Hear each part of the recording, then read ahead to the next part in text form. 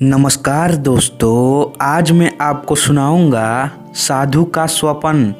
किसी गांव में एक साधु रहा करता था। वह साधु अत्यंत कंजूस था।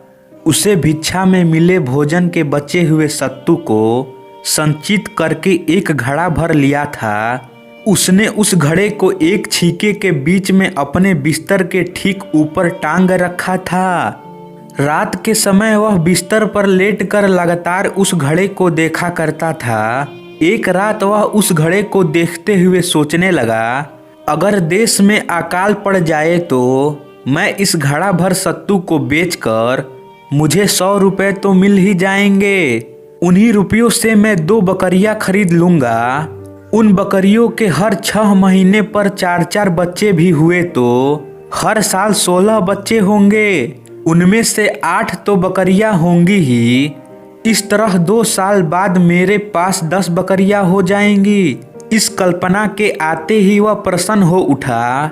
उसने आह्लादित होकर सोचा, मैं उन बकरियों को पालूंगा तो 2 वर्ष पश्चात मेरे पास 50 बकरियां तथा 48 बकरे हो जाएंगे। मैं उन 48 बकरों को भी बेचकर बकरियां ही खरीद लूंगा। इस तरह मेरे पास 100 बकरियां हो जाएगी। उनसे प्रतिवर्ष मुझसे 800 बच्चे प्राप्त होंगे। उन्हें बेचकर मैं गाय खरीद लूंगा। जब गायों का समूह बन जाएगा और मेरे पास 100 गाय हो जाएगी तो उनके बच्चों को बेचकर मैं भैंस खरीद लूंगा।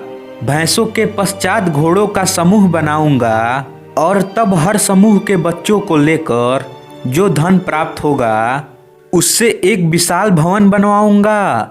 मेरे विशाल भवन तथा मेरी समानता को देखकर अनेक ब्राह्मण मुझे अपना दामाद बनाना चाहेंगे, लेकिन मैं तो केवल रूपमती से ही विवाह करूंगा। जब रूपमती भिक्षा देने अपने मकान से बाहर आती है तो उसके आगे अप्सराओं का सौंदर्य भी फीका जान पड़ता है। मेरी संपन्नता के कारण उसके पिता उसका विवाह मेरे साथ अवश्य ही कर देंगे।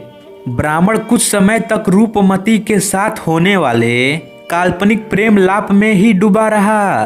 फिर वह सोचने लगा, रूपमती से जो मेरा पुत्र उत्पन्न होगा मैं उसका नाम कुलभूषण रखूंगा। जब वह घुटनों के बल चलने लगेगा तो मैं अपने शास्त्र लेकर घुड़साल के समीप बैठ जाऊंगा और उन्हें पढ़ूंगा। कुलभूषण घुटनों के बल चलता हुआ मेरी ओर आएगा। मैं क्रुद्ध होकर रूपमती से कहूंगा, अपने पुत्र को ले जाओ। वह घर के कामों में व्यस्त होने के कारण मेरी बातों पर ध्यान नहीं देगी, तो मैं गुस्से में कांपता हुआ उसके पास जाकर उससे जोर की लात लगाऊंगा। यह सोचते हुए उसने कल्पना में ही उत्तेजित होकर एक जोरदार लात चलाई तो वह सीधी जाकर ऊपर टंगे सत्तू के घड़े पर लगी। घड़ा जमीन पर गिरकर टुकड़े टुकड़े हो गया।